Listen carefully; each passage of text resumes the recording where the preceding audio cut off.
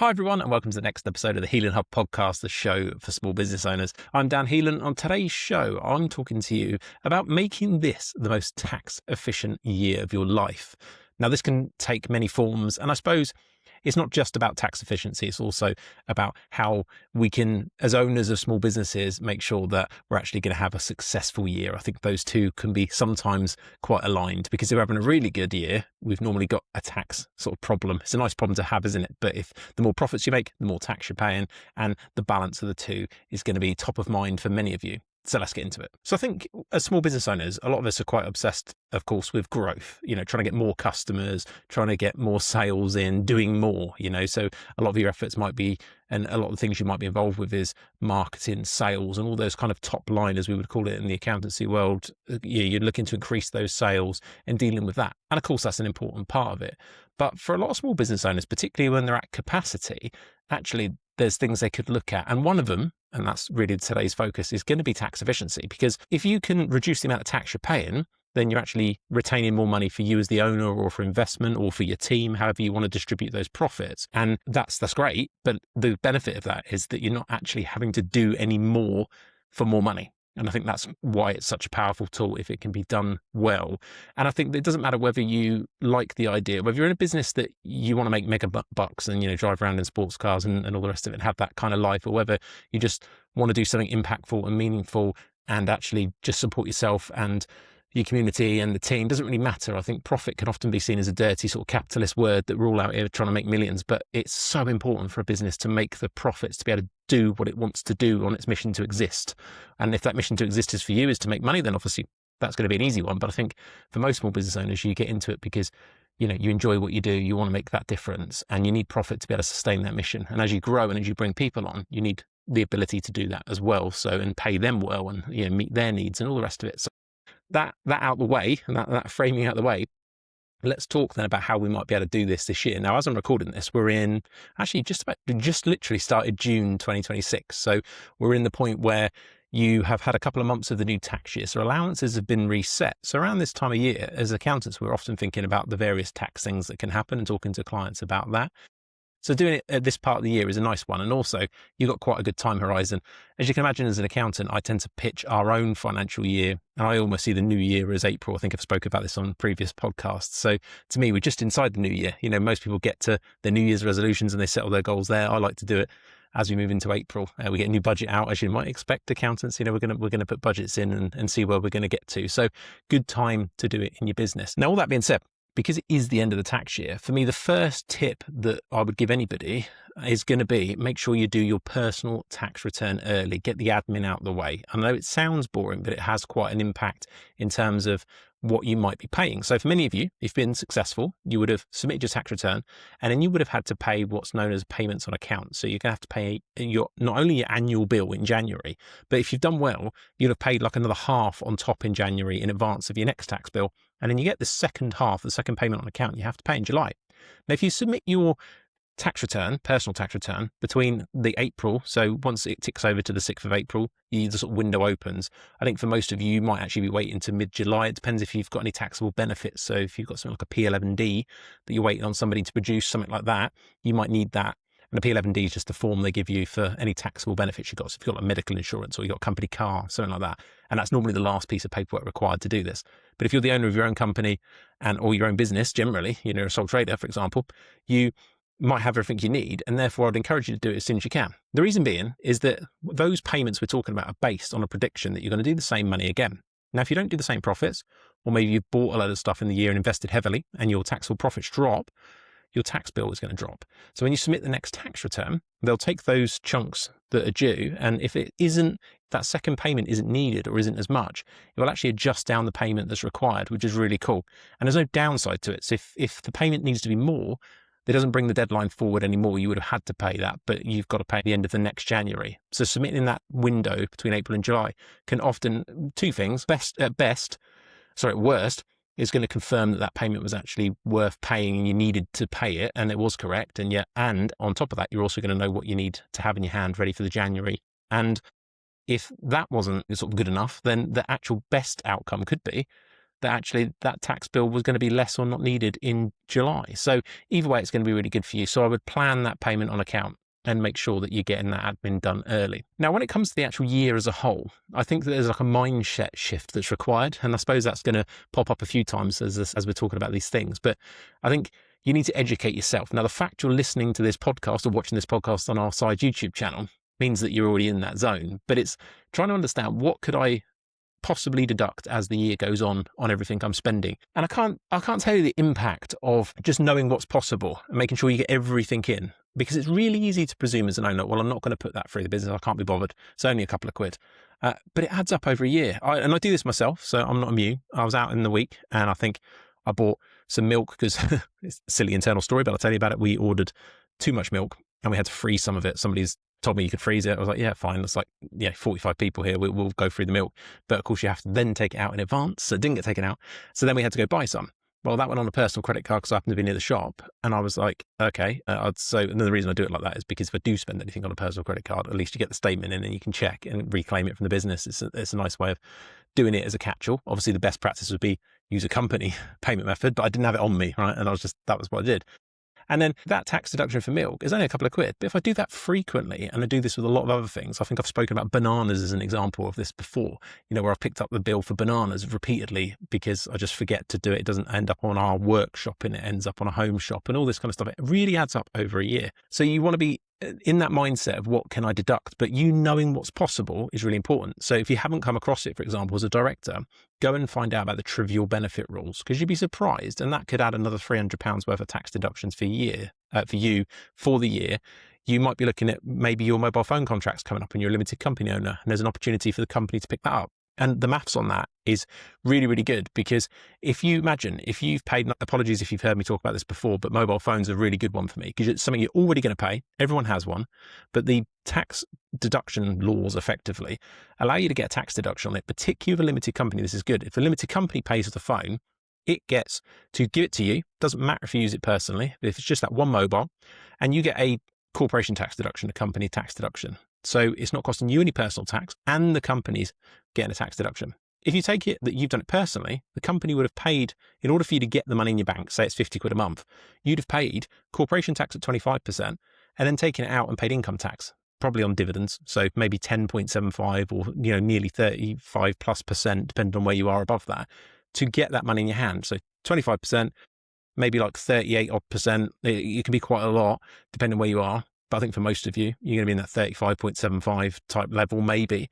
You've paid multiple taxes, nearly double the cost to get the 50 quid to pay it personally. So it makes a massive difference with things like mobile phones. But people put it off because for a limited company, you need it in the company's name and it can feel hassle. So make sure that you're looking for those things. Make sure you understand about annual functions, the staff parties if you're a limited company, loaning yourself money. There's ways of doing that. You could consider employing spouses or children. You can think about whether you're a limited company or a sole trader. You can think about, can I claim for my home costs? How might that look? Mileage for those odd trips that you're doing everywhere, not the commute's generally barred. But if you think about going to visit your accountant, if you're still like a local one and you've got a local one, or if you're going to the stationery shop or the post office, or you're picking parcels up, or you're doing errands for the business, all these kind of things are possible claims that you could miss out over the year. And if you add it all up, it really does become quite substantial. But it isn't just the tax. So the maths that people do is they say, well, look, if it's 100 quid, for my company, the max I'm going to save is 25 quid, right? I'm going to get a tax deduction on my 25%. So actually I'm saving 25 quid. But it isn't that. It's the maths I was telling you about before, where you've had to extract the money to buy it anyway, if it was going to be something that you've bought personally. So it really does make a difference. So think about that and go and investigate those things I've said, and also things like meals, canteen, how the different types of meals, and we've done podcasts on this specifically, can be treated into the kind of different buckets of tax deductibility, and it can be really important to understand. So continue to educate yourself as the time goes on. Now, where can you do that? Obviously, this podcast and videos. This podcast goes up on the HeelanHub YouTube channel, but we have a main YouTube channel at Heelan Associates that's got literally hundreds of videos on that I've produced over the years of all these sorts of topics. So go check that out. You can also, if you go to our website at heelanassociates.co.uk, there's a blog there, and there's again hundreds of blogs on there. I've done a blog version of this, and there's a link in there to a tax funnel guide. It gives you a bit of a list of what's happening. And also, I think we did a short sole trader guide that we put together temporarily for you. It's just a prompt list of ideas, I guess, of things that you might have not known about that can be tax deductible. So educate yourself like that is going to be really, really good. Now, HMRC do actually do some things themselves. They'll do webinars and the like. So if you're interested, you could do those. But I think if you're into the kind of content where you're listening to me and the team, then you'll already be covering a lot of the stuff that you would cover there. But there might be something that sort of takes your fancy. So do check that out. Now, I think we've talked about the fact of educating and buying. So then what you need to do is make sure you're capturing those receipts, particularly if you're using personal funds or cash, because you can easily forget they exist. So using some sort of receipt capture technology is going to be quite big for this. So for me, I use something called Dext. My favorite workflow in accountancy is Dext plus Xero. So Xero is an accounting software. Dext is a receipt capture app. If you download it to your phone, you might think it's just a camera app. It uploads it to a web and the web portal. You can set all kind of automation and rules so that it starts to know the receipts that you're sending in, and it just makes the workflow of getting those receipts into Xero quick. And there's other ways of doing this. I mean, Xero comes with something called HubDoc for free, which is a very similar product that's just not quite best in class, but that works for free. And you've got other ones that do it. I mean, Free Agent have got a tool for it. QuickBooks have got some sort of tool for it. There's something called Apron. There's loads of different ones that you can use. But for me, that's just my favorite. I like Dext plus Xero. But again, snapping that receipt before you leave the queue. So you're in Starbucks, you're buying the coffee because you've had to, work at a temporary workplace. You've had to drive on a training course, or you've had to drive to meet a client somewhere, and you're grabbing a coffee on the way back for travel for you. And you stand there and you snap that receipt before you leave. Otherwise, that receipt can get lost and your tax deduction's gone because you've just forgotten about it. So just make sure, you're using some sort of technology to capture it all. This is going to be, if you're a sole trader and you're in the new Making Tax Digital rules, then obviously this kind of technology is going to be important to you. If you're thinking, I am a sole trader and I've never heard of Making Tax Digital, just go back and listen to some podcasts I've done, or particularly on the YouTube video. On the Heelan Associates YouTube channel, I've got a full guide that takes you end to end through exactly what you've got to do for Making Tax Digital, from setting the bank up to connecting it to the software. There's a whole workflow that I've shown you on there that can help. So, and there's also a Making Tax Digital guide that we've produced or co-produced that can really help you with that. But the main thing here is you're going to have to keep digital records if you're in the new rules. And for many of you, as the years go on, you'll all get dragged into Making Tax Digital. There won't be that many people outside of it, I think. And it means submitting quarterly returns, but it's all digital, has to be in software. Now, you don't necessarily need every picture of every receipt, but that is one workflow that just makes sure you can get it all in there and get sorted out in an easy way so you're ready when those returns are being done. So that's definitely going to apply to you if you are a sole trader. I always say that if you're a limited company, I think that you already should be in some sort of software anyway. I think that it's in 2026, we should not be running a limited company without accounting software. There's too many ways to get things wrong. And there's too many ways of opportunities, to miss where you haven't got visible figures, or your accountant hasn't got visible figures if you've got that kind of relationship with them. So accounting software. If you do want to try out Xero on a discount, I might as well mention it now while we're here. You can go to HeelanAssociates.co.uk/Xero, and there's a super discounted. I think the last time I looked, it was like 95% off for 6 months or something like that. So you can try the license, even if you just do it for 6 months. And if you don't like it, you can cancel it. Worth doing. So then, moving on. I think with the basics right of the admins, we know what we can deduct. We're doing our tax return early. We're snapping all those receipts and getting it all in our accounting software. It's all working beautifully. Then we're looking at, okay, what are we going to do about not actually making some money? And so for me, we've got the tax to this side, but then the other side is our business actually profitable? And I find that as businesses grow, those profits tend to shrink because you just get inefficiencies add up. You start, because you've got cash flow, you think, I'll just add this person or add this system, or I'll subscribe to this other bit of software. I mean, AI at the moment, it's like spitting money across into the various AI tools, playing with it. People are often doing it. You should see the spends we see people doing in our own business. It's heavily reliant on software, really get going. And then, of course, people are trying to grow. So they're trying to get turnover done, but turnover doesn't pay the mortgage. The profits pay the mortgage. Turnover, well, there's some purists will argue, well, technically turnover does, because, you could just take that money and pay your mortgage, but it's generally not how it works. It's the profits. And the profits are not only paying the mortgage, they're supporting those personal goals that you need. So it's making sure that it's efficient as you go. Now, when we're talking about efficiency, that starts with the structure. So I'd be looking at things like, if I'm a sole trader or a partnership, should I be a limited company? We've done lots of shows and lots of videos and content around this piece, but it's a lot closer now in tax rates. If I stood up a tax calculation of here's a sole trader or a partnership and here's a limited company, and I showed you the two, you'd see in a lot of instances, you wouldn't believe me if I just showed you the black and white comparison of 1v1, why you should be limited. You just think, well, I should just say sole trader. And for some people, that is the right decision. But when you really start to see what's possible with a limited company, in the certain circumstances, and this is the big one, it's so circumstance dependent now, you will be blown away by the ability to save money in that by tax and structure. So if you're wondering, should I be limited, there's a quick quiz that we made that if you just go to shouldibelimited.scoreapp.com, it takes about 5 minutes. I think you go through, answer all the questions. It gives you a percent score of how likely it is to be a benefit to you, because there's plenty of opportunities where limited doesn't make sense. But so for me, thinking about that is a really good thing to do. You can also watch some videos we've done about how you could potentially build long-term wealth of a limited company. So I think depending on where you are with your business journey, limited companies become even better as the years go on, quite often, presuming that you're in this for the long run. So getting the structure right is going to be important. And whether that structure might be actually a partnership's better for me. It's rare these days. We normally see you end up in a limited quite often where a partnership might have worked before, but there are ones where a partnership can be quite useful. So right business structure for sure. So you get that sorted. Then you're thinking about, okay, when I'm thinking about structure, what about VAT? For a lot of you, being sole traders or being new, you might not be VAT registered because maybe it doesn't make sense to, or you're trying to avoid the admin. But if you're thinking, if you're in a business-to-business service and you're not VAT registered, there's quite often a financial benefit to being VAT registered. Not always, it is individual, but in the generic scenario, normally business to customer, so you sell direct to consumer, you're normally waiting until you have to be VAT registered because it normally ends up being worse off for you because of pricing. You struggle to price well. Business to business, because a lot of the time the businesses you are billing are VAT registered. It doesn't matter if you suddenly add VAT to your price because they're recovering it. So no one cares. It makes it just a lot easier, and you'll then be able to recover your VAT that you're incurring. So, your accountancy bill, your telephone, all these kind of things can have VAT on. You're going to be able to recover it. So look at that, to genuinely have a look at that and think, actually, if I'm not VAT registered, should I be?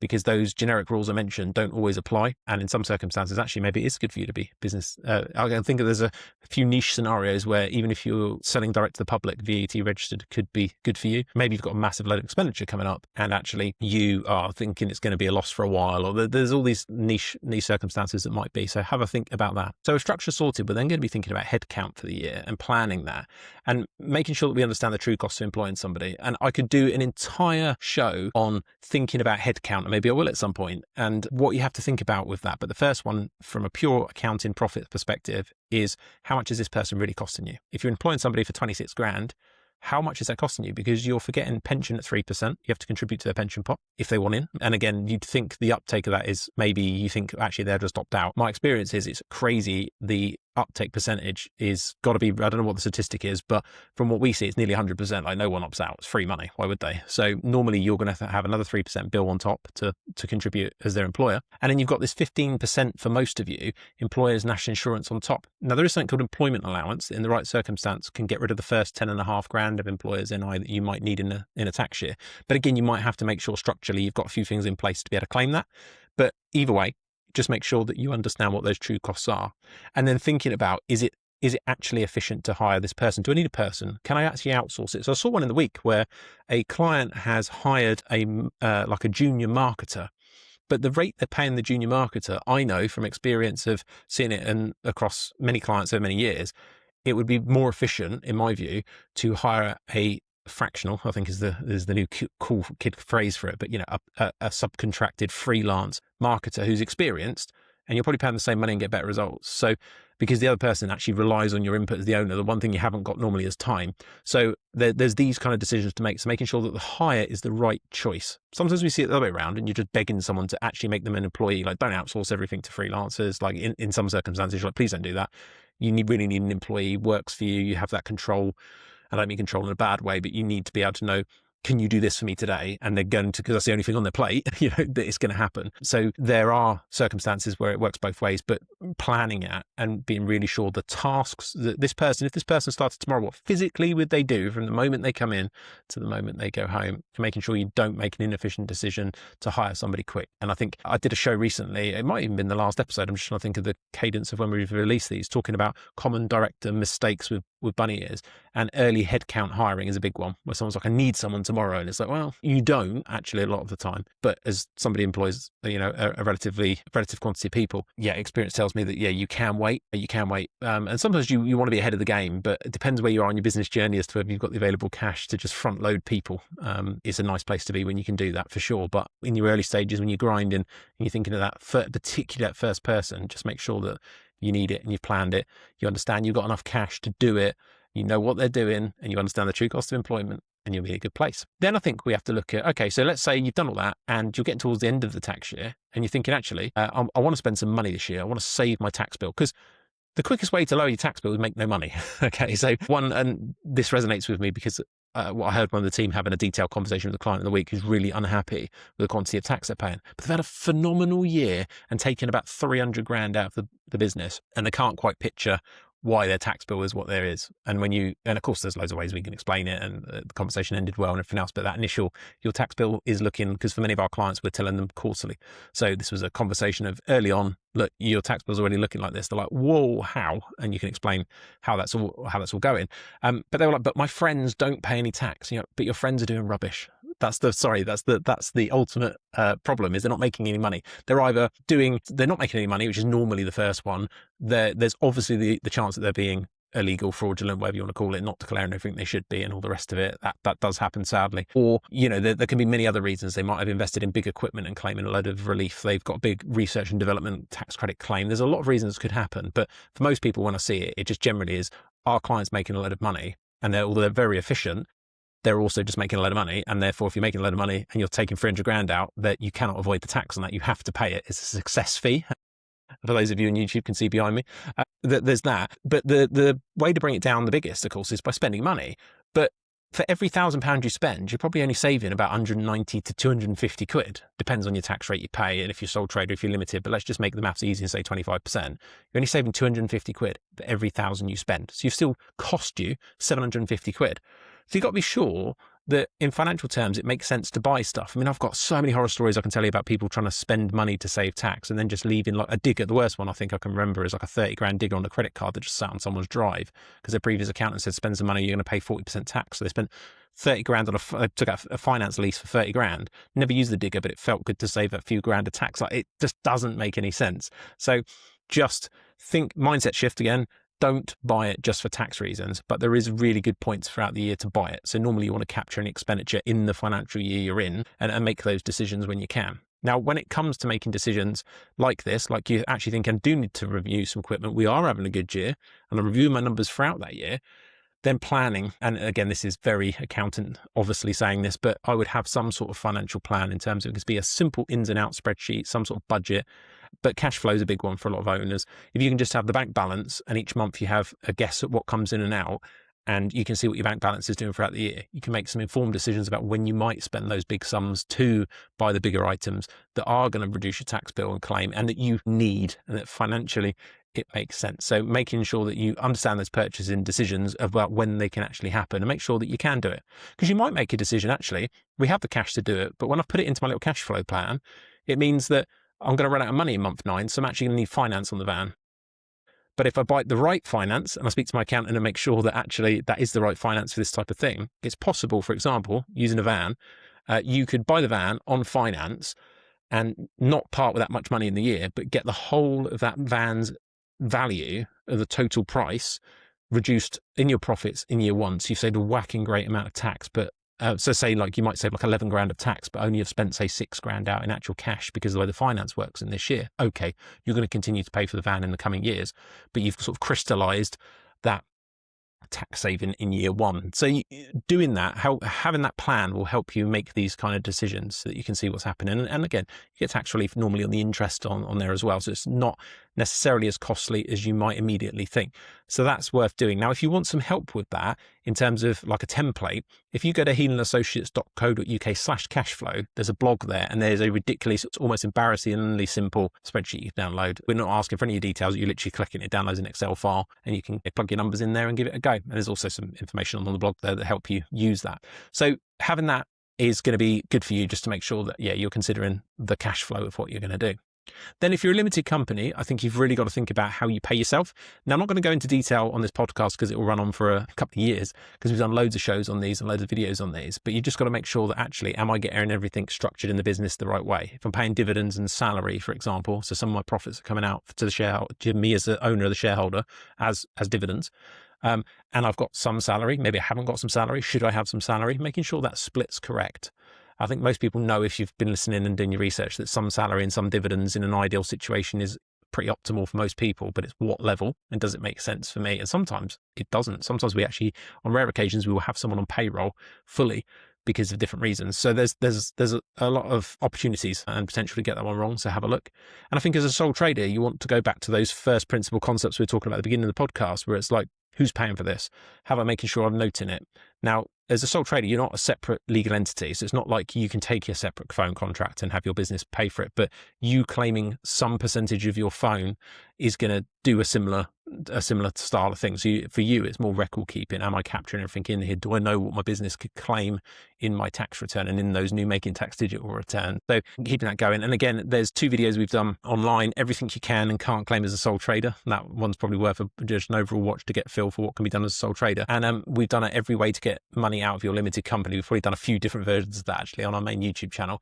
If you go watch those, you can see those in more detail. And again, I'm sure we will have done probably a podcast version. I've done so many of these now, nearly 200 actually, that I can't remember which ones we've done as podcasts, but there's definitely videos on those things as well. So for limited company directors, you definitely want to be thinking about that. And also planning, if I wanted to pay into a pension, when might I do that? Because you've got a lot of flexibility from a director's point of view, because you will quite often make a company contribution into your pot rather than directly. That's normally the structure that happens for tax efficiency, but you don't have to do it monthly. You can do it at some point through that tax year, but you need to capture it in the company's year, in the company's financial year if you're going to do it. And you've also got to weigh up, depending on how much you want to put in. If you want to put extreme amounts in, by extreme, I mean maybe more than 60K, then you've got to think about the tax year as well as the company year. I won't go into detail on there, but do go research when the best thing to do is, but know that you don't have to contribute monthly on that. You could do it in one chunk. So, but it sometimes takes a bit of time to sort the paperwork out. So leave it to the last minute.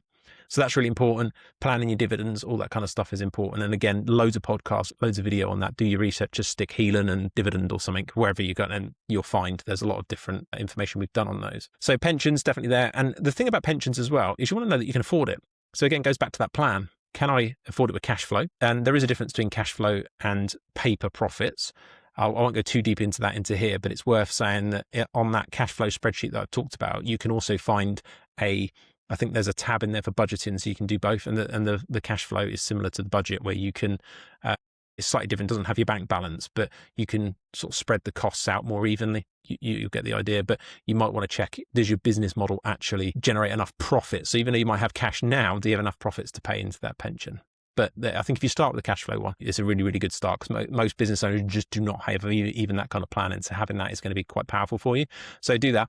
And then think about, if I do want to do this pension, is it okay? If you're a sole trader, similar question, can you afford to actually pay into your pension contributions? And you will do that. And this is only if you want to pay in for a pension. It's not as magical as a limited company owner doing it, but there is potentially some extra tax relief if you end up being a higher rate taxpayer that paying into your pension brings you. So as a sole trader, so you can still think about that, I think. Then you're going to think about the more boring things from an efficiency point of view, of course. Are you going to use tax-free ISAs if you need to save some money away? They're changing a little bit now, because you can only keep 12 grand a year in cash, and then you have to keep the rest in. The headline rate's still 20 grand, but you have to have some sort of stocks and shares ISA or something else for the other ones. But you've still got that. So if you've got decent savings, do you want to go in there for tax savings reasons? If I'm going to sell some stuff, maybe, as I'm recording this, Bitcoin's dropped off a cliff. So maybe you're thinking of crystallizing some Bitcoin or doing something, getting out of the market. If you're going to sell some, your tax year, every tax year, so 6th of April to the 5th of April, you get £3,000 annual exempt allowance. So the first 3,000 profit, you don't get taxed on. If you're nearing the end of the tax year, you might sell some this tax year and then some at the start of the next tax year. So you're using your 3,000 allowance in this year, 3,000 next. So it's quite a tactic some people do, is if they're thinking of just paying down some bits, maybe they'll do some in the end of March and then they'll do some in the middle of April. So they've crossed both tax years, use the allowance. So just think about that. A good use of that is sometimes if you can wait that little extra longer, it's good. If you're married, tax law in the UK is still fairly archaic. So there is a marriage allowance. If you're married and you're both basic rate taxpayers, so neither one earns more than 50,000, there's a way to basically just go online, file a claim, and they move your tax code around and they give you an allowance. It just means that you're probably going to save about £250 plus in the right scenario. Very rare for, I think these days, for particularly if you've got a limited company, you can do other things. But we do see it with some sole traders, so that's worth knowing about. And then if you're really thinking about, actually, I want to invest my money somewhere, And I can't give you investment advice. It's something that accountants weirdly can't do. We can tell you what to do with your business money, but we can't tell you what to invest it in as such. And that's looking at investments. But I can tell you the tax point of view is there are some tax efficient ones. They tend to be much higher risk, but you've got Seed Enterprise Investment Scheme, so SEIS. You've got Enterprise Investment Scheme, EIS, and you've got the Venture Capital Trusts, VCTs. Both of those give you quite a chunky tax refund, 30 to 50%, depending on which one. So if you're thinking of doing that, and I know some clients who love that and they're all over that and they love it, but it really does look like win some, lose some from what I see from the results. But the initial tax bump is pretty attractive. Check those out if you're looking to do that.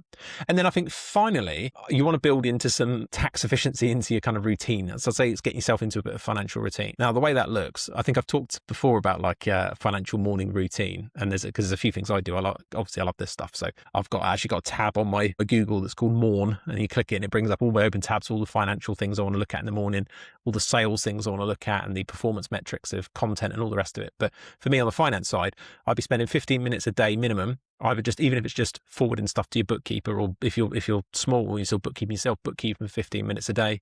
So trying to keep it live, not retrospective.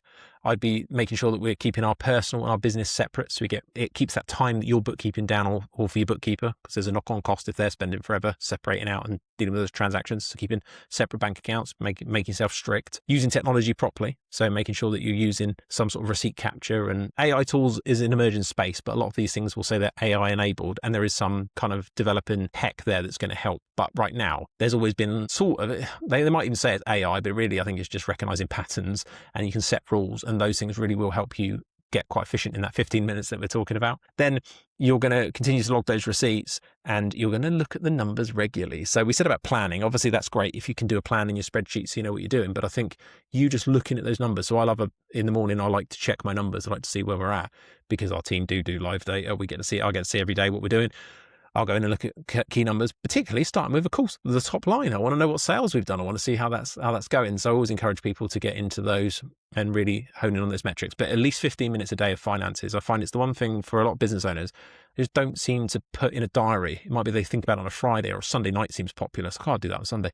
But 15 minutes a day, just keep those things moving forward, and we will get there. That's going to be important. And then as a summary of this, I would just say, look, think about better systems, better mindset around capturing things, and really trying to just think these are things compound. It will make a difference. And of course, if you're doing millions, then you might think actually some of these things don't. But I'm talking to the majority of small business owners out there that don't. I mean, you think even to reach 1 million is quite a small percentage of people. So a lot of you listening will never reach there. And it might not even be your goal. You might just want a lifestyle business. And we work with many of those type of owners. And, I love that kind of stuff. I think it's fantastic. Got some people with some really good work-life balance, earn good money, works well for them. In those worlds, this is incredibly powerful if you can just bring it all together and get those sort of compound efficiencies, because you do it all. So yeah, just think about that. And of course, like always, I think it helps to keep yourself educated, and make sure that you're communicating with your accountant regularly if you've got questions, particularly at the minute as we're in a world where ChatGPT isn't as great as it could be on tax. However, if you haven't seen, HMRC on the gov.uk app have released a new chatbot, and you can ask it tax questions. And it's not perfect for sure, but I've asked it a ton of questions, and it does give you some good pointers, because it links back to the HMRC manuals. So worth checking out if you're not, maybe you're in the early stages and you don't have an accountant, maybe you're a sole trader and you just think it's not worth the investment, or what else, you just don't have the cash. That can be a cool way of asking little questions at the moment as well, that I would feel a lot more confident you getting your answer from there than ChatGPT, which just shoots wide on the net. I mean, of course you can tell it to narrow its search, but we're just seeing some real rubbish coming out of there at the minute, although I play with it daily. So it will obviously improve. So that's it. That's my thoughts for today. Hopefully that's going to set you up for a decent, profitable and tax efficient year. And I'm hoping for you that your problem is going to be your tax bill feels too high. Even if it's really efficient, I'm hoping it feels high because you've had an amazing year. So if you have enjoyed this show, make sure to subscribe via your favorite app so you don't miss an episode. For many of you, that's going to be Spotify. You can also review us on those apps. If you get 2 seconds, just give us a review, put some words, always enjoyable to read and helps our visibility. So thanks very much. And for more business insight and tax tips, be sure to connect with me and my great team across all the different social media channels, including, of course, YouTube, Insta, LinkedIn, Twitter, Facebook, and TikTok. You can also sign up to our 2-weekly HeelanHub Herald, which contains even more business insight and tax tip. And that's an email direct to your inbox every couple of weeks. As I said said, if you want to try Zero, HeelanAssociates.co.uk/Zero. Full disclaimer, we get a little kickback when you do, so it helps support the show. So thanks very much for that. And you get an amazing discount. So it's a win-win. And if you do want to get in touch about anything about the podcast, particularly if there's a topic you want us to talk about, you can do so at info@HeelanAssociates.co. Or you can also, if you watch it over on the side YouTube channel on the HeelanHub, just drop in the comments in there and I'll go and read them every weekend. So I'll come back to you, presuming I can answer the question, and then that'd be amazing. It's cool because as I'm recording this, I'm literally against the wall recording to you now, and we see the stats and I know loads of you listen, which is great. It's a bit different to our YouTube where you can get more live, tangible feedback and interact with people. So it's always pleasant to do that on the YouTube as well. So that's it. Have a profitable and tax efficient week, and I'll see you in the next one.